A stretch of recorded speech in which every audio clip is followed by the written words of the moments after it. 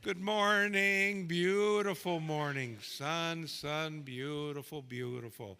Thank you all for coming, and please silence your cell phones now. Good. Yeah, thank you, Beth. And we're going to exit going right, of course. And please welcome our treasurer, Alan Levy. Let's give him a little hand of applause. You didn't help me up, but I'm okay. I'm okay with you not helping me.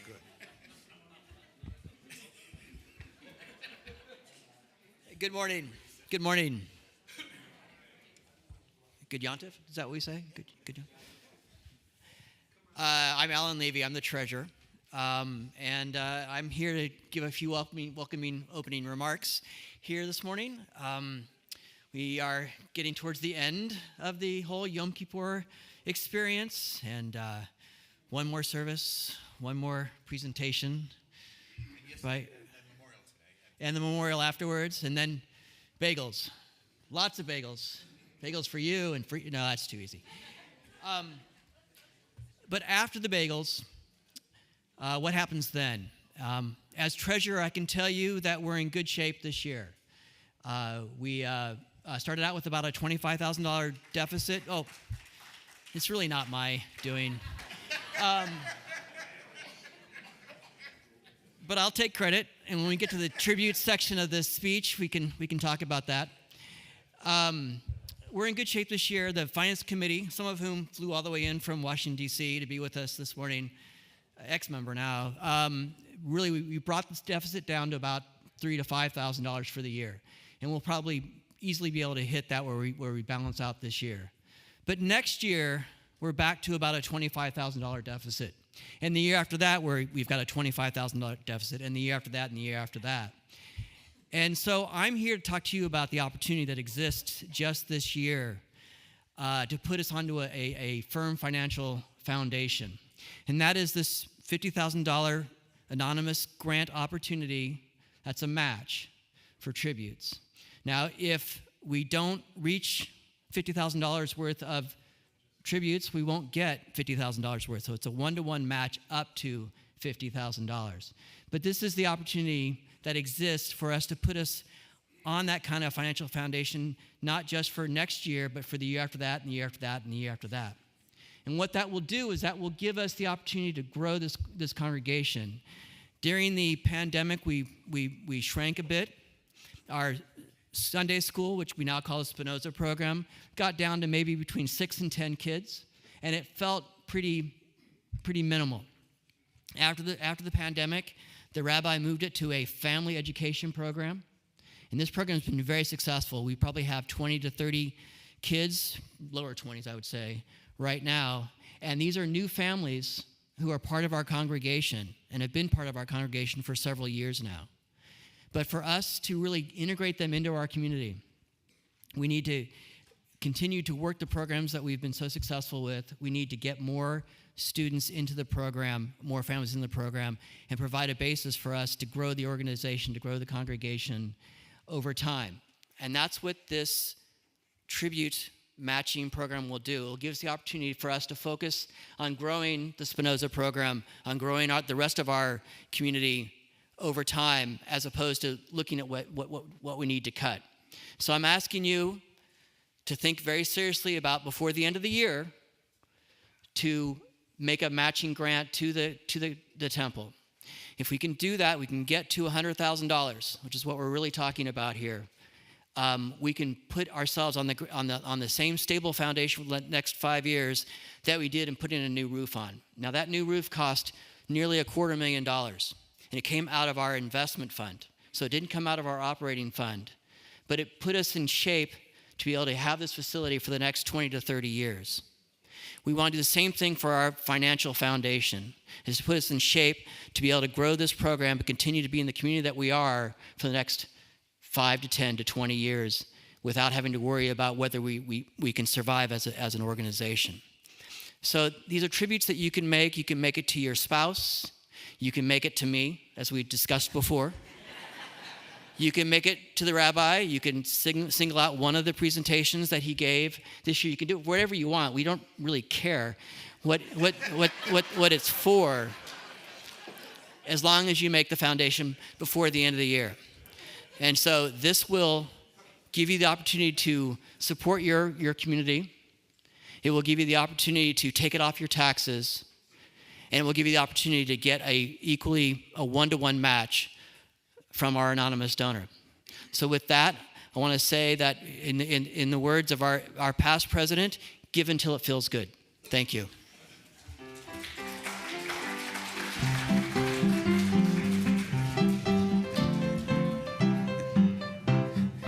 I don't usually add on to those things. It's like, I like to stick to the liturgy and the message. But I did want to mention one thing. You can bank those. So let's say you're not interested in honoring your in-laws this year, but next year you think you might want to. You can bank those. We'll keep track of it, and so you can do what will and let's say you bought a $250 tribute.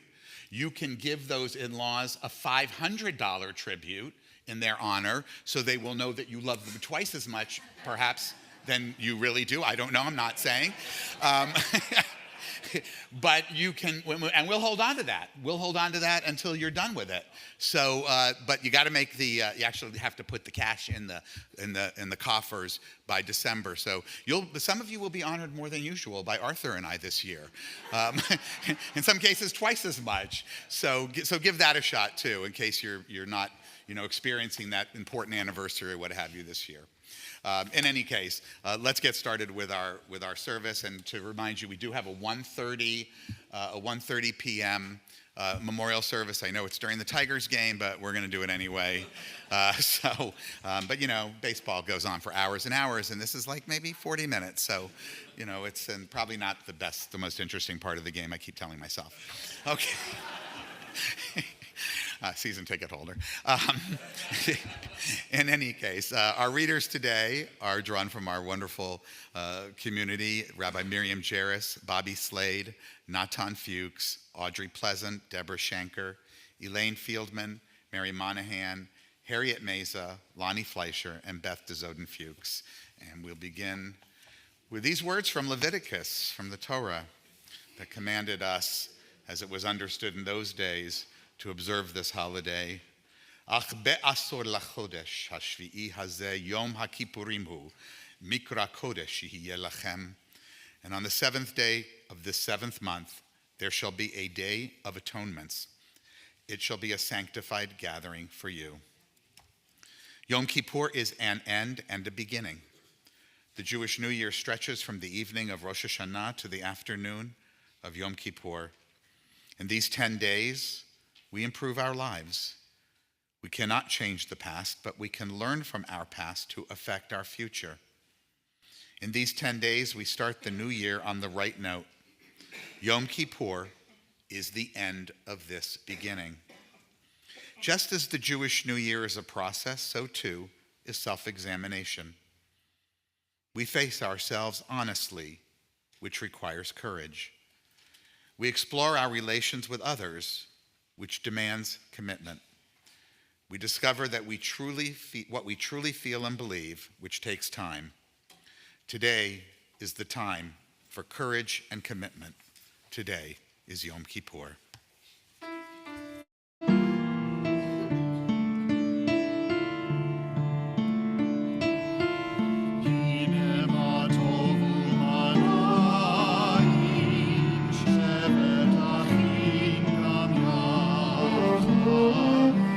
Amen.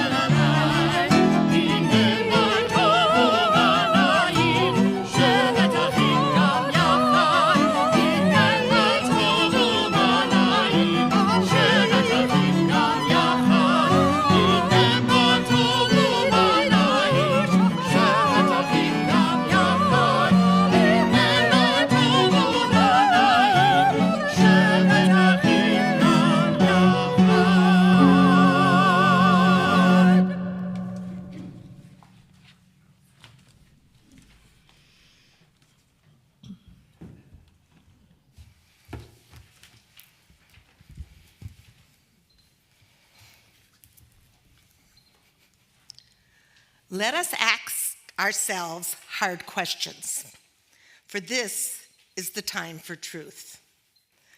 How much time did we waste in the year that is now gone? Did we fill our days with life, or were they dull and empty? Was there love inside our home, or was the affectionate word left unsaid? Was there a real companionship with our children, or was there a living together and a growing apart? Were we a help to our mates, or did we take them for granted? How was it with our friends? Were we there when they needed us or not? The kind deed, did we perform it or postpone it? The unnecessary jibe, did we say it or hold it in? Did we live by false values? Did we deceive ourselves? Did we deceive others? Were we sensitive to the rights and feelings of those who worked with us? Did we acquire only possessions, or did we acquire new insights as well? Did we fear what the crowd would say and keep quiet when we should have spoken? Did we mind only our own business, or did we feel the heartbreak of others? Did we live right? And if not, then have we changed, learned, and will we change?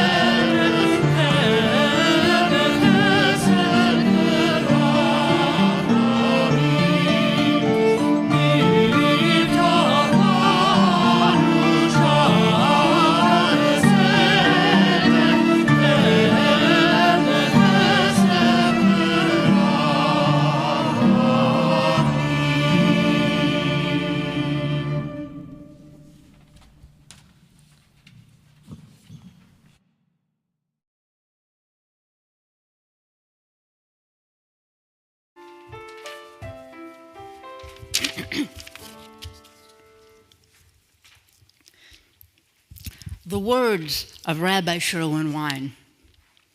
Yom Kippur is a day of forgiveness. We see ugliness all around. We are indignant and impatient. It is hard to forgive a world that defies our ideals. It is easy to bear a grudge or point an accusing finger. Mistakes are human and rarely lovable.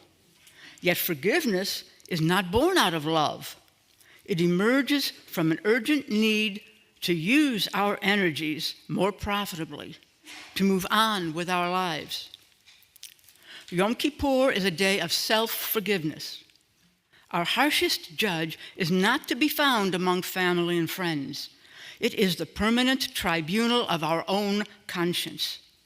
The chief prosecutor of our psyche works day and night, bringing charges and laying out evidence. The wise person knows that the proper function of the conscience is to help plan for the future. We must find forgiveness in our hearts for ourselves if we are to find a brighter tomorrow.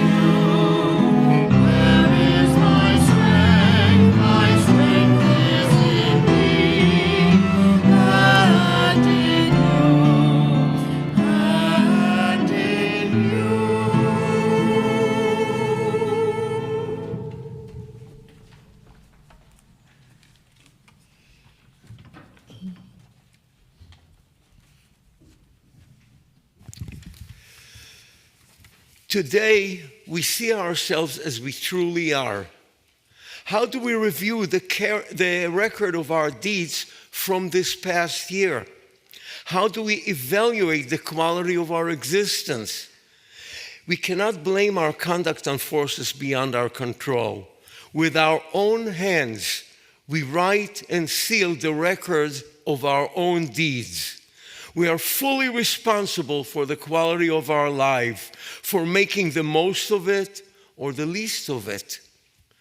On Rosh Hashanah, we reflect. On Yom Kippur, we considered who shall live for the sake of others, who shall leave a heritage of life together, who shall hunger for the good, who shall thirst for justice and right, whose tongue shall be a thrusting sword, whose words shall make for peace together. The fear of the world, who shall strangle for the lack of friends, who shall rest at the end of the day, who lie sleepless on a bed of pain, who shall be locked in the prison of despair. Who shall be serene in every storm? Who shall be troubled by the passing breeze? Who shall be poor in the midst of life? Who shall be We seek to forgive ourselves and others the past. We seek to experience a sense of renewal for tomorrow. May we go forth with rejoicing to a year of great goodness, which we shall inscribe in our book of life.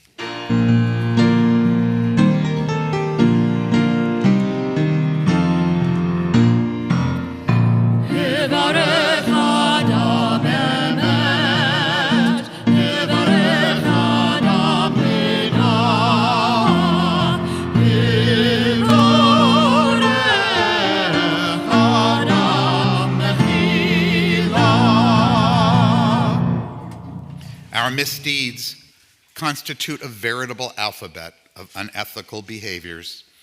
The offense of arrogance, bigotry, and cynicism, of deceit and egotism, flattery and greed, injustice and jealousy.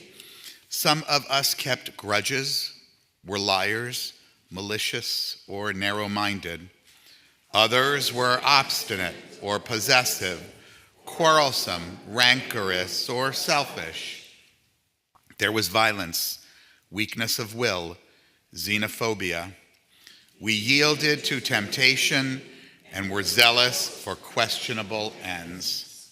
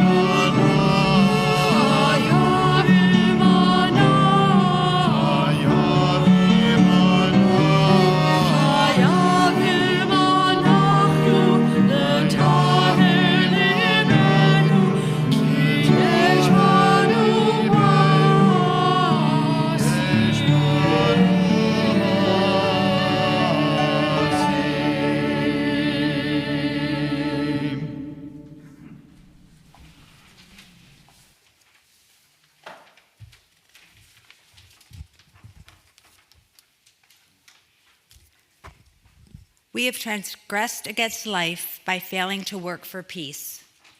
We have transgressed against life by keeping silent in the face of injustice.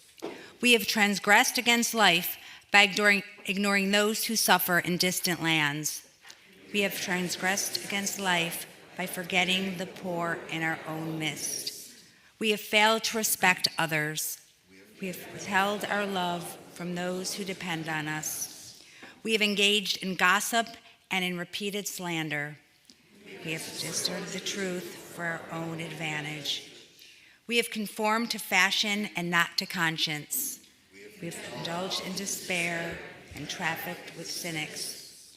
We have wronged ourselves, and by failing to rise to the best that is in us.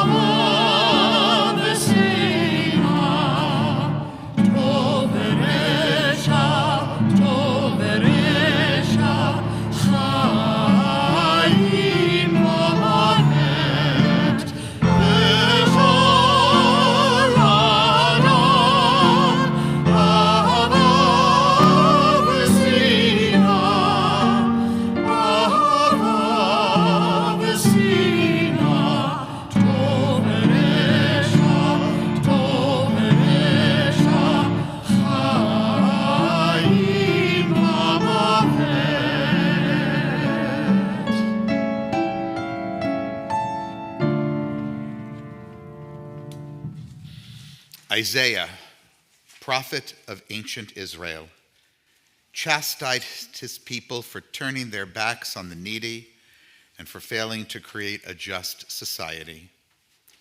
His words were so powerful that hundreds of years later, the rabbis of old decreed that Jews must read them every Yom Kippur. Is this an acceptable fast? A day for people to afflict their souls? Is it to bow down their heads like bulrushes and spread sackcloth and ashes beneath them? Is such what you call a fast? Is not this an acceptable fast? To loosen the fetters of evil and untie the bonds of every yoke, to let the oppressed go free? Is it not to share your bread with the hungry and bring the outcast poor to your house? When you see the naked, that you cover them, and not to ignore your fellow kin? Then shall your light burst forth like the dawn and heal body and spirit. Then shall your righteousness be visible to all. If you remove the chains of oppression, the menacing hand, the words of malice, and if you offer compassion to the needy and relieve the afflicted soul, then shall your light shine in darkness and your night become as bright as day.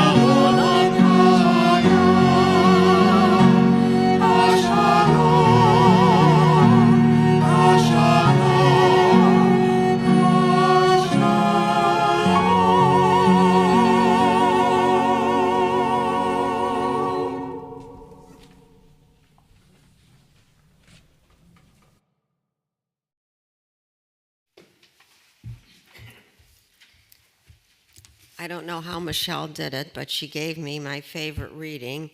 I only told her what not to give me, and then she, which Jeff can figure out, and she gave me this. Hold on to your hand when you are about to do an unkind act. Hold on to your tongue when you are just ready to speak harshly. Hold on to your heart when evil persons invite you to join their ranks. Hold on to your temper when you are excited or angry or others are angry with you.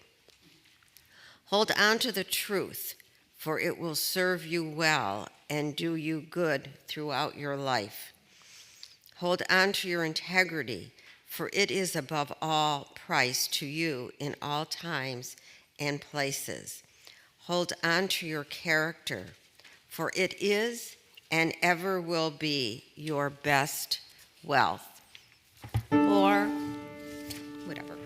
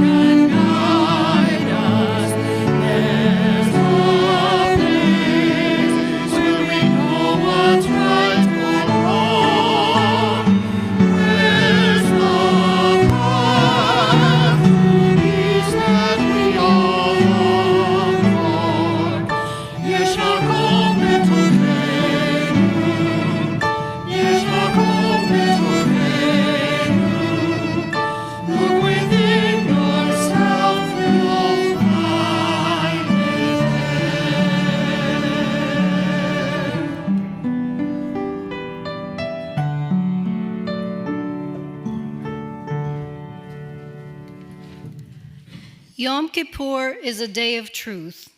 We have considered our past and decided not to hide from its reality.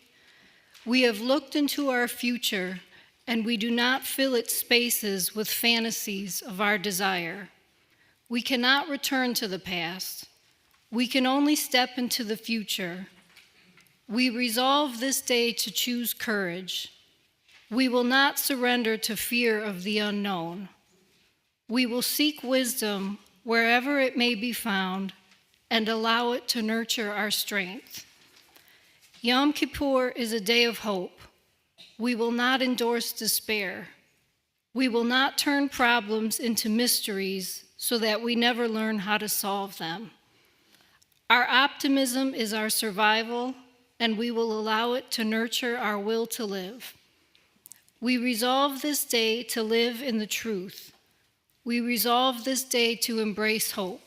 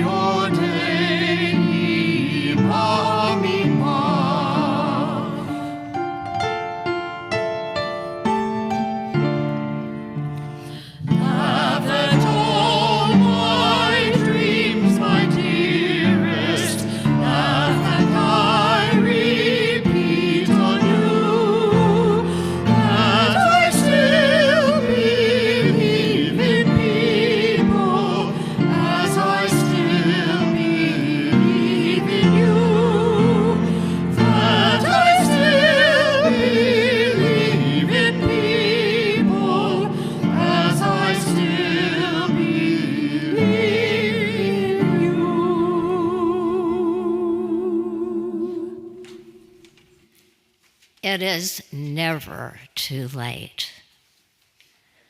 The last word has not been spoken.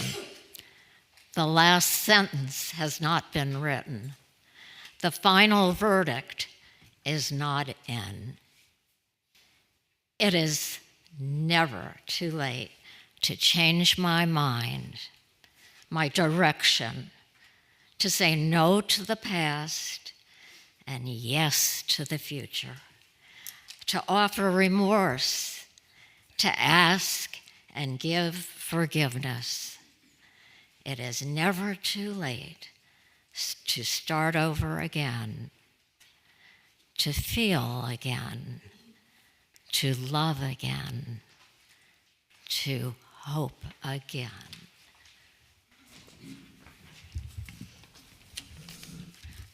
Yeah. Let me take this down. Gates. When a person begins life, countless gates stand waiting to be opened. The gates do not stay open forever. We walk through the years and they shut behind us. At the end, they are all closed, except the one final gate which we must enter before it is too late. Let us open the gates that lead to blessing. Let us enter the gates of tranquility. Let us enter the gates of kindness and compassion. Let us open the gates to those things in life that abide eternally. Before the gates swing shut, before all of them close, do not remain standing at the outer gate. The gates are to be entered. The sun is low, the hour was late, and let us enter the gates at last.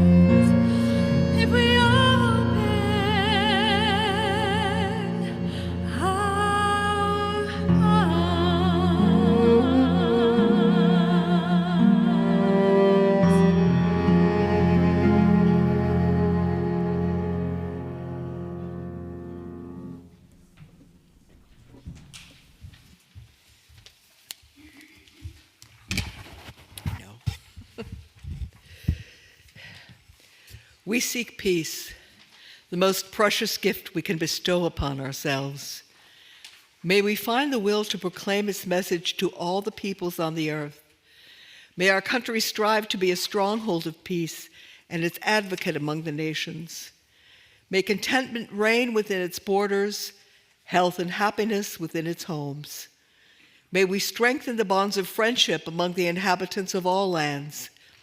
And may the love of humanity permeate every home and every heart.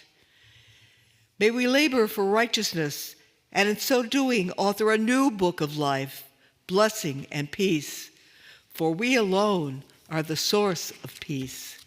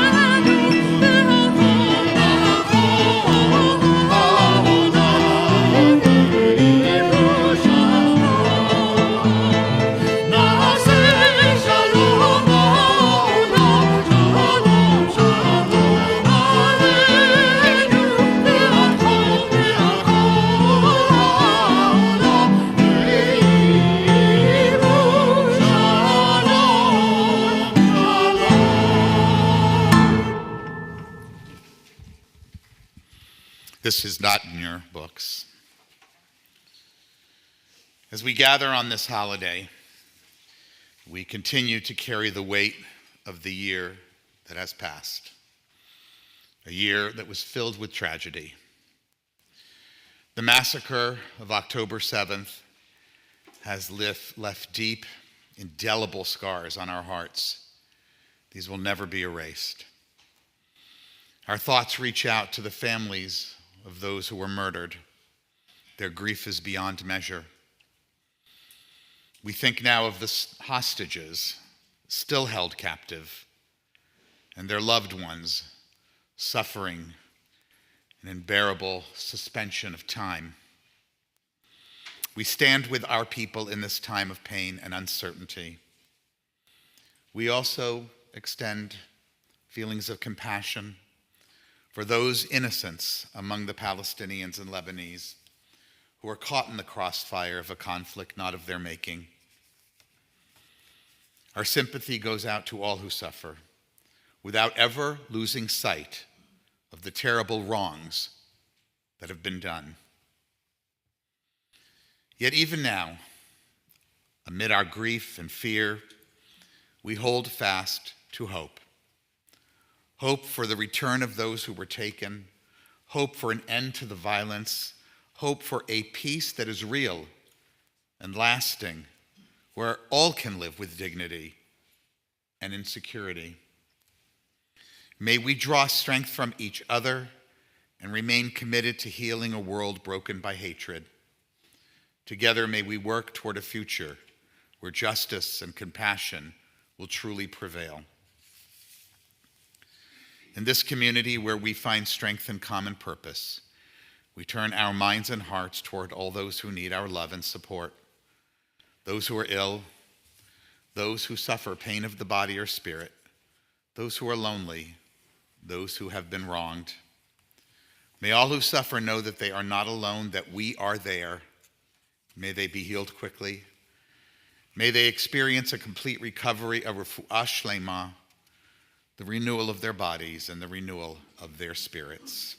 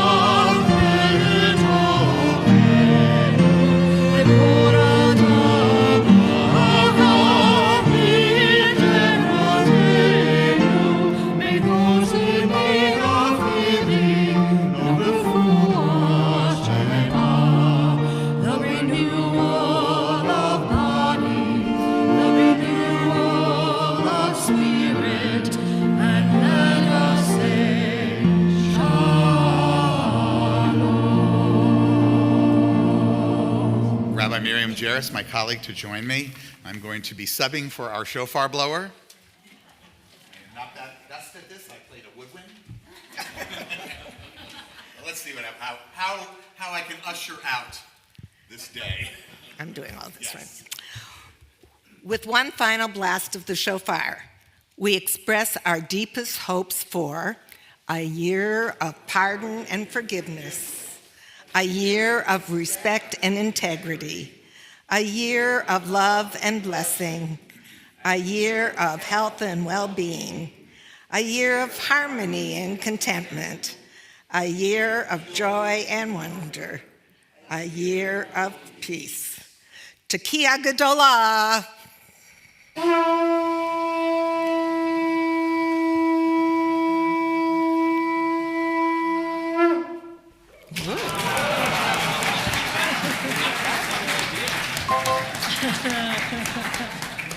We continue with the reading for the memorial.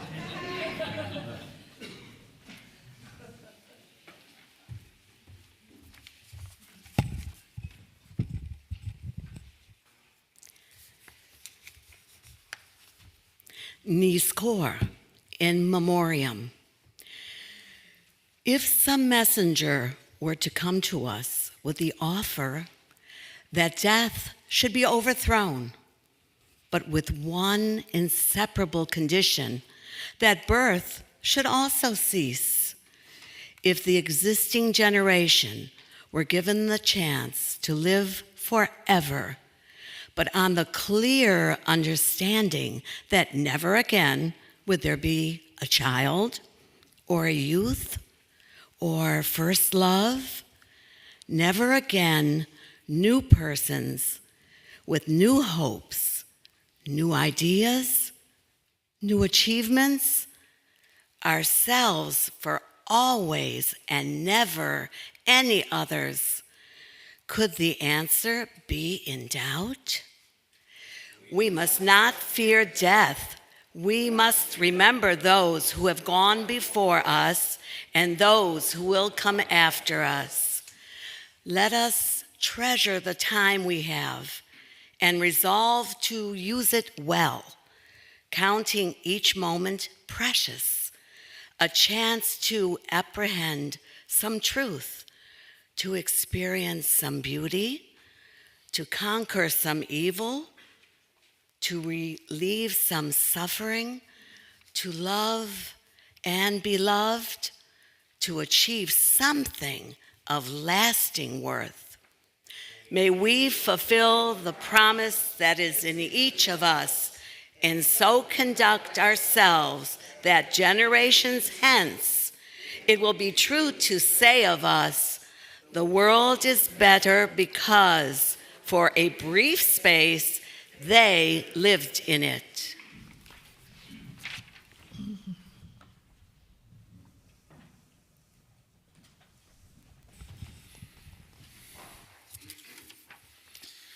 Our thoughts turn to those who are no longer with us, our own loved ones, those whom our friends and neighbors have lost, the martyrs of our people whose graves are unmarked, and those of every people and nation whose lives have been a blessing to humanity. As we remember them, we meditate on the meaning of love and loss, of life and death. We think of our loved ones whom death has recently taken from us, those who died at this season and others in years past, and those whom we have taken into our hearts with our own.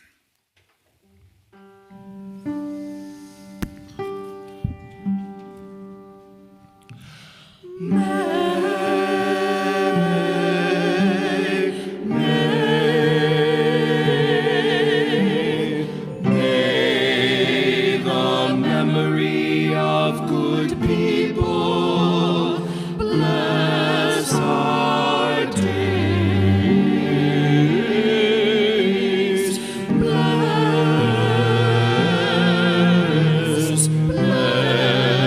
our days. Bless our days.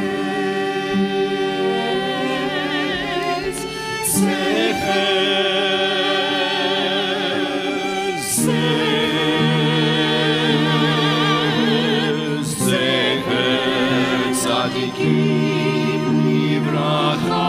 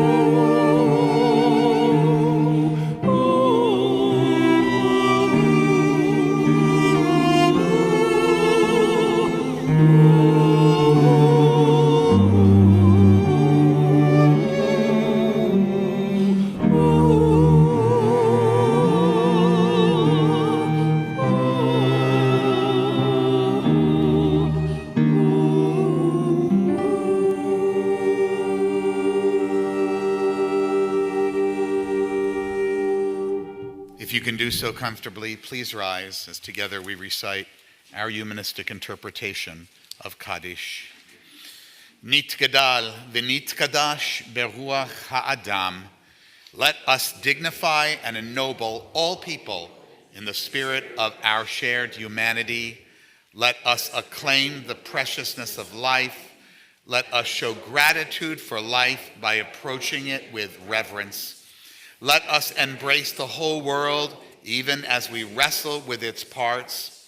Let us each in our own way take up our share in serving the world and seeking truth. May our commitment to life help us to strengthen healing of spirit and peace of mind. May peace and justice permeate and comfort the house of Israel and all those who dwell on earth. And let us say, Ken Yehi, may it be so. Please be seated. So I'm going to give a little credit where credit is due. My husband Arthur picked out this tune as Joseph and I were struggling to figure out what can I do for this talk that I'm going to be giving about secularism and religious extremism. Sometimes it's tough. It's tough. Sorry? It's tough. It was a tough one. Tough. They do not write songs about this. But they did write somebody wrote a book, you all know, Les Miserables, and somebody made a musical of it, and this is a song in it called Do You Hear the People Sing? And then after our last song, we're going to do an updated version of it with a little different lyrics, and it's only a minute long right after we sing our closing song. But this is Do You Hear the People Sing, the original.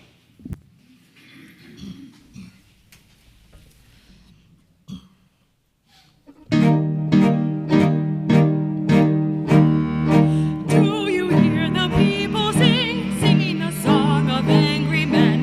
It is the music of a people who will not be slaves again. When the beating of your heart echoes the beating of the drums, there is a life about to start when tomorrow comes. Will you join in our crusade? Who will be strong and stand with me? Beyond the barricade, is there a world you long to see? And join in the fight that will give you the right to be free. Do you hear the people sing, singing the song of angry men? It is the music of a people who will not be slaves again. When the beating of your heart echoes the beating of the drums, there is a life about to start when tomorrow comes. Will you give all you can give so that our banner may advance? Some will fall and some will live. Will you stand up and take your chance? The blood of the martyrs will water the meadows of France. Do you hear the people sing, singing the song of angry men? It is the music of a people who will not be slaves again. When the beating of your heart echoes the beating of the drums, there is a life about to start when tomorrow comes.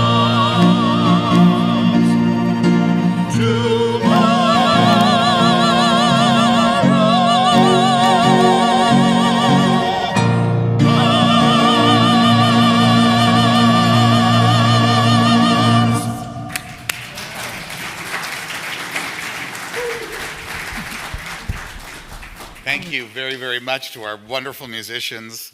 Joseph, once again, you've surpassed yourself. Aren't they great? Yeah.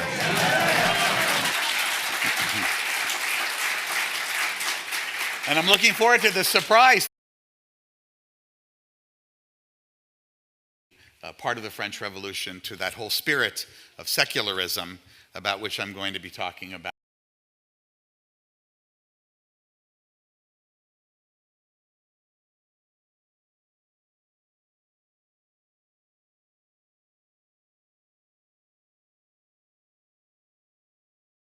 I'm addressing divine judgment or supernatural atonement. We approach it as a day for reflecting upon our connection to the human world. Unsurprisingly and quite wisely, Rabbi Wein framed it as a day of reason. And it's in that spirit today that I want to take on one of our day's greatest challenges to reason. The challenge I'm speaking of is the continuing rise of religious extremism. This morning, I want to address this growing problem on a global level. We'll think about how it threatens the very foundations of individual liberty and personal autonomy. We will consider how it undermines the functioning of liberal democracy. And we will explore its destructive impact on regional and global peace, driven by, in many cases, aggression and terror. By taking a closer look at these extremists and their highly irrational belief systems, I hope to make the best use of this Yom Kippur morning, our day of reason, to remind us that we, the champions of reason, already hold the antidote to religious extremism in our hands. That antidote is secularism. Secularism, born of human reason itself. Secularism defends individual liberty, ensuring no one is forced to live by religious doctrines. Secularism guarantees the freedom to govern one's own life, the reason and conscience. Secularism protects religion itself. As Rabbi Wein once wrote, secularism is not the enemy of religious freedom, it is its protector. It can achieve all of this because its core purpose is to protect everyone's personal freedoms.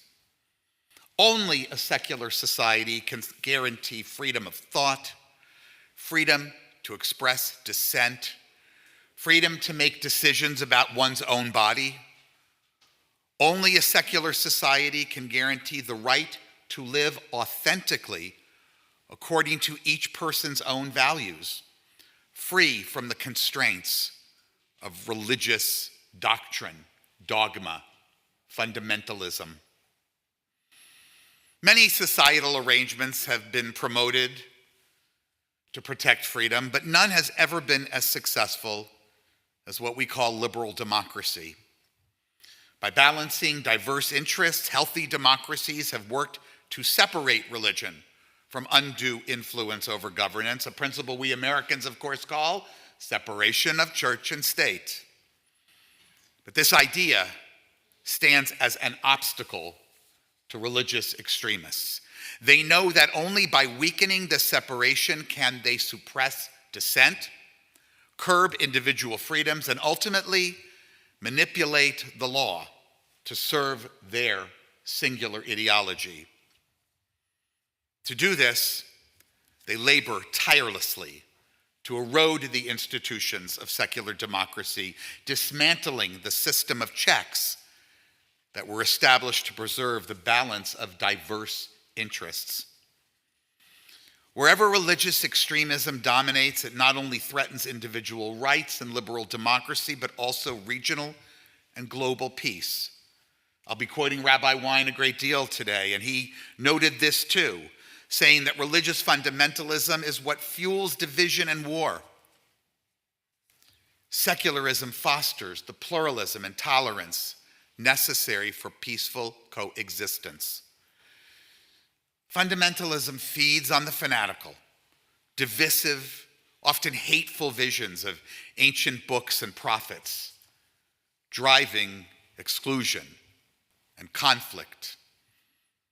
Secularism, in contrast, allows diverse beliefs to coexist without imposing one over another, because it fosters the dialogue and those same personal freedoms so essential for a pluralistic society. So now, having defined the general nature of these threats, and before we get too deep into some of the specificity, a few stipulations. First of all, as we address this issue, it's important to acknowledge that not every human problem is the product of religious extremism. Humanity has shown itself quite capable of creating hardships for itself on the basis of many things: geopolitical rivalries, economic interests, a host of others. Secondly, we must also acknowledge that religious extremism manifests differently in different places. The specific threats it poses depend on a variety of factors, a nation's unique history, whether it's already a democracy, and perhaps most significantly, the specific dogmas and doctrines of its religious extremists. These clearly differ from religion to religion, and today I'm limiting my talk to only three: Christianity, Islam, and Judaism. Now, with those stipulations stipulated, it is actually quite remarkable how many commonalities their dogmas share, how similar the threats they pose to the flourishing of the human race. We're going to take a closer look at several of these, and we're going to start right here in the United States. Now, anyone familiar, and I hope you all are, with our history knows that Christian fundamentalism has long been a powerful force in our country. Among the first settlers on this continent were both religious extremists and freedom seekers, sometimes one and the same. This duality created tensions that have persisted throughout our history. However, it's only in the past 50 to 60 years, probably due to changing conditions, the opening up of our society, that Christian fundamentalist extremism has taken such an aggressive form in the U.S., particularly in its efforts to impose religious values on public policy.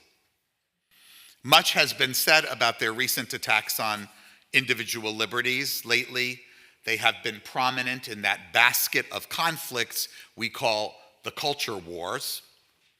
But while many of us are familiar with their goals and some of their achievements, I've learned through my involvement in delivering lectures, participating in panel discussions, that very few secular or more liberally religious Americans are aware of their well-defined, theologically inspired roadmap for a religious takeover of America. This is real, folks. They call it the Seven Mountains Mandate. It calls for fundamentalist Christian control over 7 key areas of society. It's inspired by readings in the Bible, by doctrines developed over the last half century or so. These 7 areas about which they speak are government, education, media, arts, business, family, and of course, religion.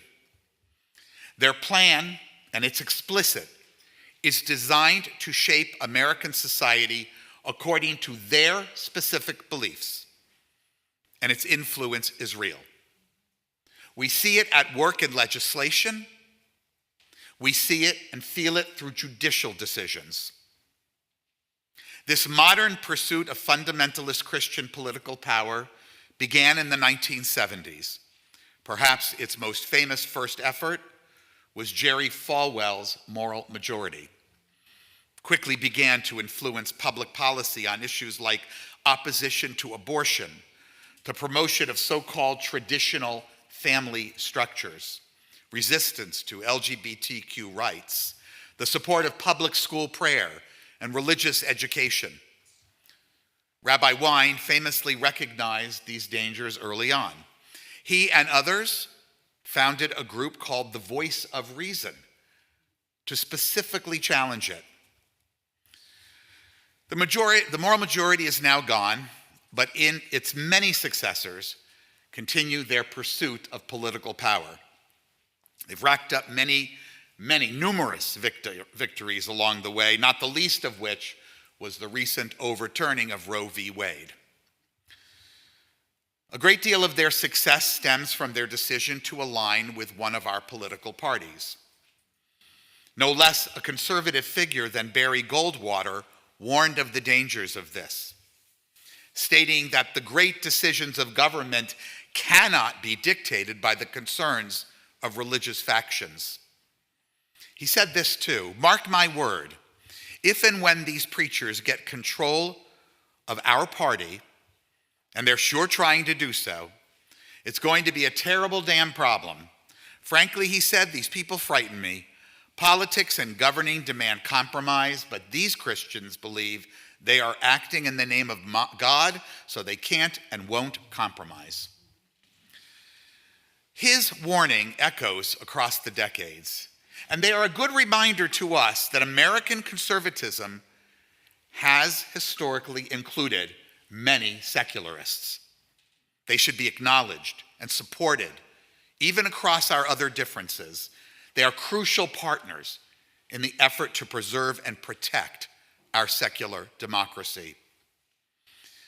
Our multi-partisan effort continues now as a result of the hard work of religious secular alliances like Americans United for Separation of Church and State, secular organizations like the American Humanist Association, and many, many Jewish groups across the nation. Too many for me to even acknowledge them all, but one that I will, because it's ours, the Jews for a Secular Democracy, a new group, a pluralistic project of humanistic Judaism.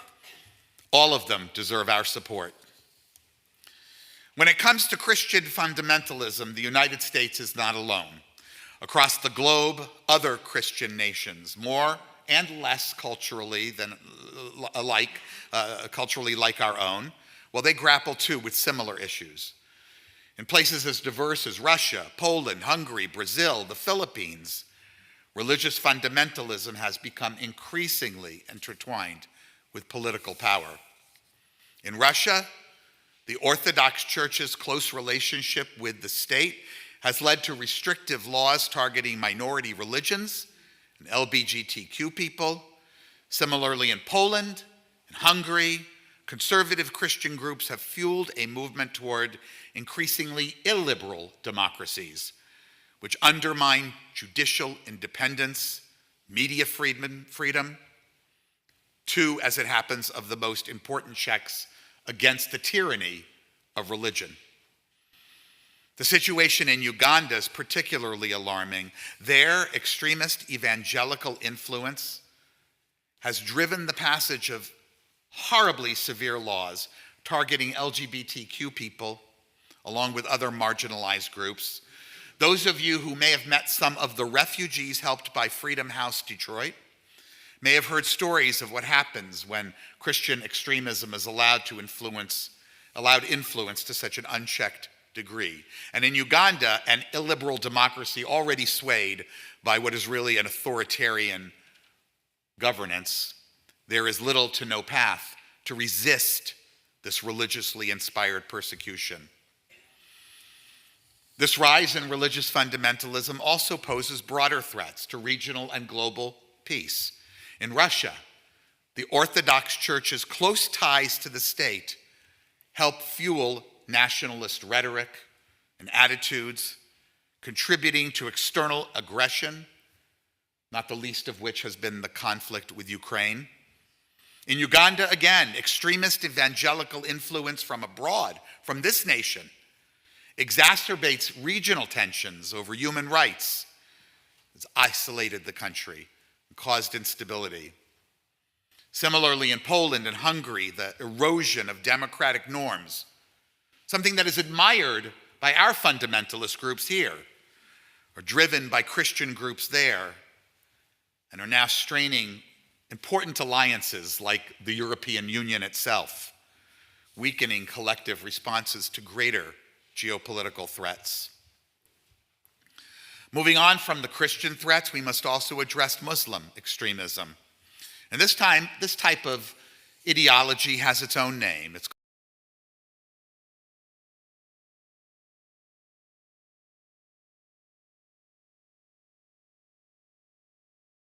Islamic law in governing.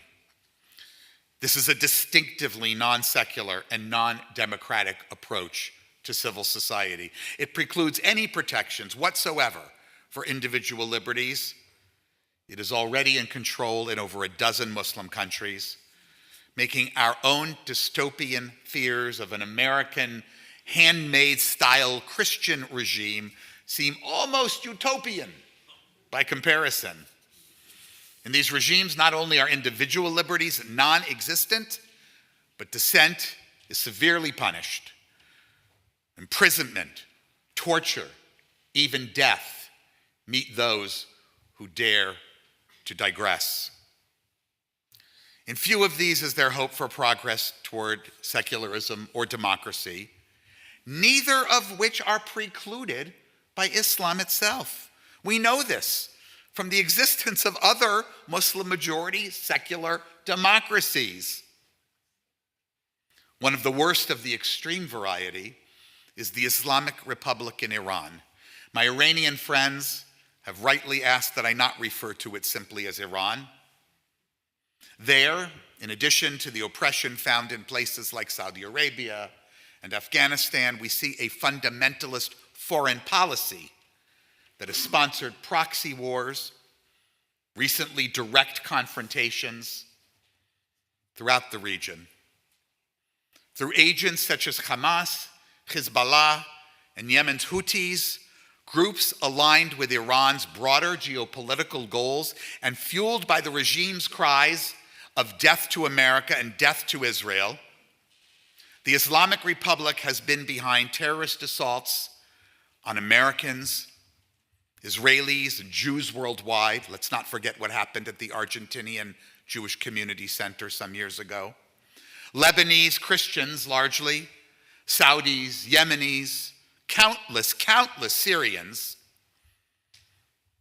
And this wasn't in my written test, but to see people in the streets waving the flags of Hezbollah and Hamas is heartbreaking, knowing what this extremist religious regime has done.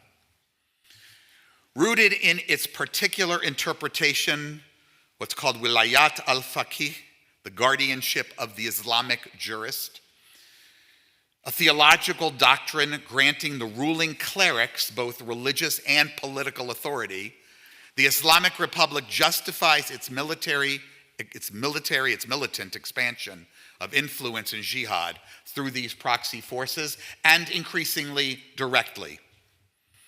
This mission isn't limited to regional dominance. It is fundamentally tied to a vision of confronting the secular West, Israel, ultimately the Sunni powers that are its neighbor. Now, in a moment, I'm going to turn to the problem of Jewish fundamentalist extremism.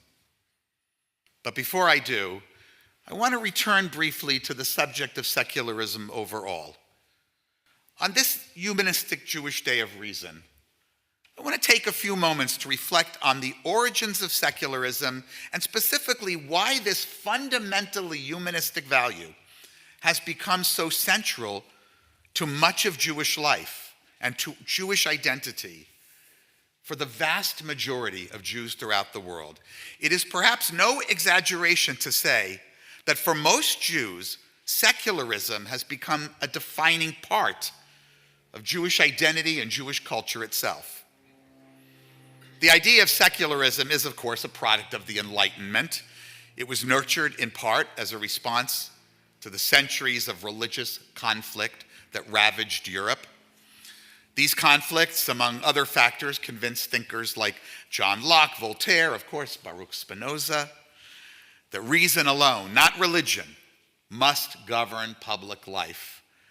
They recognized how, when afforded too much power, religion always and inevitably seems to lead to oppression, conflict, or both.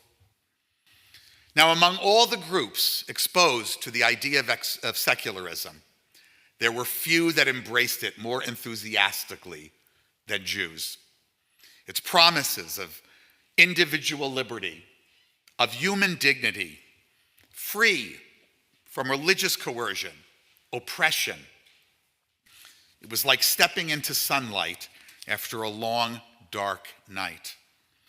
Jews throughout Europe eagerly adopted secular Enlightenment values and made them their own.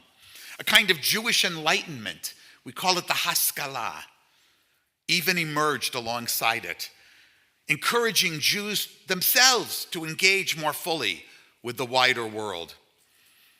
As a result, Jews began to seek education beyond the holy books, even applying the Enlightenment values to Jewish thought and practice itself. There was, of course, resistance. Traditionalists were threatened by the idea of exposing ancient Jewish traditions and ideas to the light of reason. They feared that once Jews had a taste of the modern world, many would find tradition lacking. But for most Jews, the opportunity to participate in the modern secular world, to accept the offers of citizenship, of belonging, where they had long been excluded, was well worth the price. With remarkable speed, throughout the secularizing West, Jews developed new religious ideologies, from Reform Judaism to, yes, modern Orthodoxy, which embraced secularism as a solution to Jewish exclusion and persecution. Leaders like Rabbi Isaac Mayer Wise, the 19th century founder of American Reform Judaism, championed its cause, noting how in our secular republic, all are equal, he said, before the law, and religion is a matter of individual freedom. Later, in the 20th century, not long ago, England's Rabbi Jonathan Sacks, a model of rational, reasonable, modern orthodoxy, himself the chief rabbi, more of a symbolic thing. Maybe they need a little more separation of church and state. But he said this about secularism. He said, it doesn't mean the negation of religion. It means allowing religion to thrive, but without the imposition of one's religious beliefs on others. Today, though there are some pockets of holdouts, The majority of Jews across the world, the vast majority, I would say, continue to advocate for the advancement of secularism. For humanistic Jews, for us, it is a religious value in and of itself, both humanistic, as we've seen, and deeply Jewish. Secularism aligns perfectly with our emphases on human agency, reason, and ethical living. It could be said to be the foundation of our very morality. Rabbi Wein, again, put it this way: a secular government doesn't ask whether you believe in God, it asks whether you believe in justice, fairness, and the rule of law. Since our founding, our movement has consistently been at the forefront of the struggle for secularism. So now, having taken a few minutes to reflect on the centrality of this idea to the thought and lives of Jews, we have to, of course, turn to Israel, the only Jewish majority nation in the world, which, like several other nations I've examined, also faces serious threats from its own religious extremists. Those of you who knew or have read about Rabbi Wein's beliefs, heard his thoughts about Israel, know that he was a Zionist. But he was not just any kind of Zionist. Rabbi Wein was a secular Zionist. This distinction is crucial. For humanistic Jews who also support Israel as a Jewish state, this emphasis on secularism must shape the way we frame that support. And this is why I saved Israel for last. Theodor Herzl, the 19th century founder of the modern Zionist political movement, who died before its, early 20th century, who died before its realization, explicitly envisioned Zionism as a secular movement. Even in the novel he wrote, Der Old Neuland, the Old New Land, he proposed a completely secular democracy, one that would reestablish Jewish sovereignty on principles of democracy and equality. This aspiration was among several reasons that early Zionism actually failed to attract support from traditional Orthodox Jews, a small number of whom to this day reject it because it was founded as a secular state. In 1948, Israel's founders fashioned their Declaration of Independence to reflect secular values, stating that the state of Israel will be open for Jewish immigrations and the ingathering of exiles, but also that it will foster the development of the country for the benefit of all its inhabitants and will be based on freedom, justice, and peace, decidedly secular and democratic terms. It also recognized that the well-being of all inhabitants included ensuring complete equality of social and political rights to all its inhabitants, irrespective of religion, race, or sex. It promised, it said, to guarantee freedom of religion, conscience, language, education, and culture. Now, as we all know, Israel's Declaration of Independence was an aspirational document. And while some of its vision was realized, not all of these commitments to secularism have been honored. Sadly, it now seems that for many, Israel's commitment to secularism is increasingly tenuous. Rabbi Wein was among the first American Jewish leaders to break silence about this. His concerns have never been more relevant. Convinced as he was of the political necessity for a Jewish homeland, he argued that it must always be, at its core, a secular nation, never fulfilling any religious imperative. With this commitment, he was unceasingly critical of the increasing influence of religious fundamentalism in Israeli politics.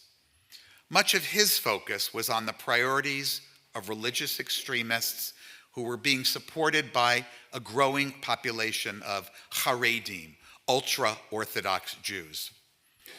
Though these groups might have originally rejected Israel's founding as a secular state, they have, Many of them, even in their continuing opposition, continued to push for Jewish law to dictate personal status issues, marriage and divorce, public arena issues, such as gender separation in public places and spaces, and so much more. Their ultimate desire is for a state governed by halakha, by Jewish law. A parallel, if you think about it, to the Islamist states we discussed earlier. Seeing the inevitable path from the rejection of reason and individual liberty to the undermining of liberal democracy, Rabbi Wein wrote, Zionism must remain secular if it is to succeed as a democratic state. He cautioned that allowing religious forces to dominate Israeli politics, as they now do, would lead to division and undermine the foundational principles of Zionism. These problems were already plaguing Israel shortly after its founding. Waiting in the wings were new challenges of religious extremism.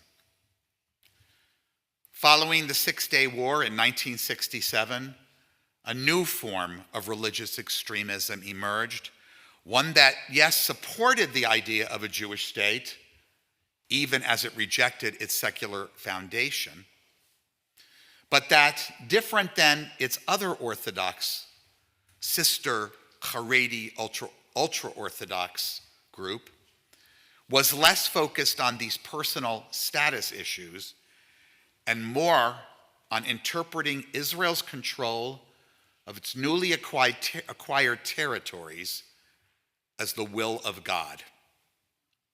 Believing these parts of the land were divinely promised to the Jewish people, they have settled it as a religious imperative, one that they believe will hasten the coming of the Mashiach, the Messiah.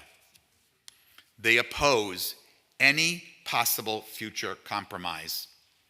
It was from their ranks that the assassin of Prime Minister Yitzhak Rabin emerged in 1995, a religious extremist who opposed the peace process. Though not the only Israelis opposed to territorial compromise, they are the only ones who do so on theological grounds, which are never subject to changing conditions, and certainly not to reason itself. Now, as Rabbi Wein also said 25 years ago, he expressed similar thoughts. I've expressed some doubts about the current feasibility of a two-state solution. However, while I may believe that Palestinian leadership, due in large part to its own problems of religious extremism, is currently unwilling to make the necessary compromises for peace, I, like many Jewish supporters of Israel, do not wish to see this door closed. This must remain a possibility. Both reason and fairness demand that we honor the agreement that Israel's founders made to partition the land between both peoples. It is vital not only to Israel's survival as a secular and Jewish democracy, but also as the only solution that can facilitate sovereignty for the Palestinian people. However, religious extremism does not operate within the realm of reason. For religious extremists, any fairness due non-Jews is irrelevant when it contradicts God's will for the chosen people. So while this variety of Jewish extremism may not be the primary cause for the ongoing conflict, it will absolutely pose a major obstacle if and when Palestinians are ready to compromise. It's what we saw in 1995. Meanwhile, fears of this prospect of compromise are in great part also driving other efforts to undermine Israeli democracy. Most recently, this was evident in the attacks on Israel's independent judiciary, one of its most vital democratic institutions. Religious extremism poses a specific challenge to Israel and its supporters across the world, just as it does globally. And as I hope I've demonstrated, wherever religious extremism takes root, it jeopardizes liberty, undermines democracy, and endangers peace, no matter where it occurs. And I haven't even touched on its manifestations in countries under the sway of other religions, India, for example. The pattern is the same: intolerance, marked by rejection of secular values. This is why we must be clear about what we stand for. Secularism is not merely a political stance. It is a moral imperative. It is the foundation of a just and fair society. So what are we to do? Well, if knowledge is power, some of our work is already underway. This morning, we've recognized the gravity of the moment. We've identified how religious extremism, though it takes different forms in various places, always leads to the same dark ends: dismantling of personal and communal freedoms, the weakening and destroying of democracies, the prevention of new ones from rising, and in some places, the endangering of peace to fulfill the promises, desires, or threats of imaginary prophets and gods. Recognizing this empowers us. As humanists, we believe that we are never helpless. If humans can create evil, we can also fight it with good. And for us, the good has been revealed, not by the divine, but through generations of rational thinking that produced this gift of secularism. A secularism that safeguards and protects our liberties, ensures pluralism, prevents religious dogma from overtaking our laws and lives. Now, more than ever, we humanists, and especially we humanistic Jews, must reaffirm our commitment to secularism. So let's go forward on this Yom Kippur, this day of reason, with a renewed sense of purpose, with a knowledge, awareness of the gravity of the moment, and fulfill this mitzvah, this commandment that we give ourselves, to stand firm in this struggle, to demand that our democratic institutions remain free from the corrosive influence of religious extremism, to work across party lines, if necessary, to do it, so that we may achieve a future where peace and liberty prevail over intolerance and division. As we do this, we will honor the spirit of a humanistic Jewish Yom Kippur, a day not just for reflection, but for action, as we recommit ourselves to building a better, a more just world for ourselves and our children. Thank you. All right, here come our musicians. The closing song is, I knew that. Peace be with you. And then we're going to have a little surprise song. All right, well, as you all are repositioning yourselves, we do have a reading. It's on page 24. Beautiful reading by a man named Siegfried Sassoon. Everyone suddenly burst out singing, and I was filled with such delight as prisoned birds must find in freedom, winging wildly across the white orchards and dark green fields, on and out of sight. Everyone's voice was suddenly lifted, and beauty came like the setting sun. My heart was shaken with tears, and horror drifted away. Oh, but everyone was a bird, and the song was wordless. The singing will never be done.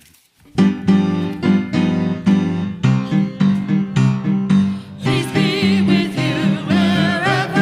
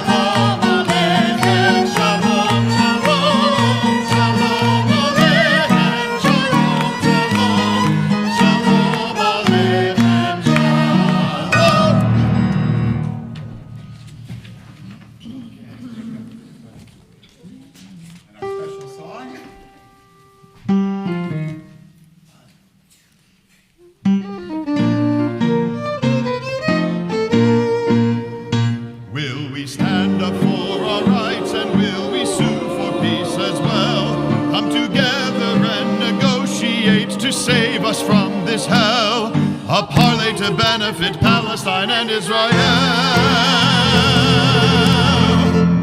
Do you hear the people sing, singing the song of angry men?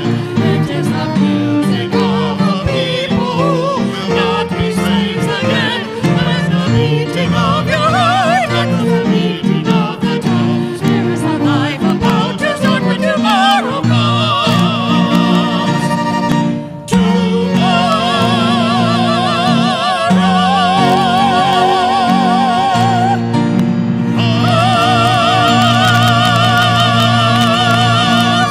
Marvelous. Thank you.